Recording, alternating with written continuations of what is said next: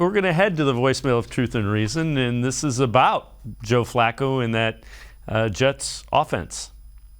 Hey, this is Big Ron from down here in Clayton, Ohio, with an observation I made. I'm not going to lie, I'm an old man. I saw my first Browns game in 1963, and being an old man, we kind of smell our own. And I thought Joe Flacco had retired last year. I apologize for not being up on all the players and where they go and everything, but starting Joe Flacco against our defensive line has to be just right on the fringe of elderly abuse.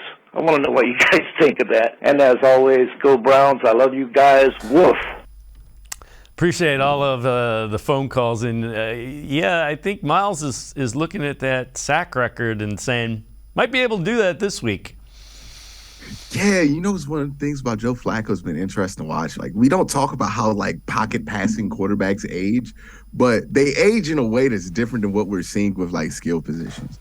And one of the things that Joe Flacco just is not able to do is release the ball at different launch points or release it quickly like he used to. Because you remember in Baltimore, it would be frustrating playing Joe Flacco because anytime you got anywhere near him, he would just release it, throw it out of bounds, and then you wouldn't be able to touch him, right? He would be very good at staying ahead of the sticks that way. He is not that anymore, on top of obviously the arm strength drops that he has had. But that is what's interesting with him, is that he's not good at avoiding sacks anymore. And the one reason he was good at it was because he could get rid of the ball quick. He doesn't do that anymore. And then he's never been fleet of foot. So this is going to be interesting. I've joked around because I think Mike White, their backup quarterback's actually better than Joe Flacco. And if I'm the Browns, there's a balance you want to play here of hey, how bad do you want Joe Flacco to look? Because Mike White might come in and be better.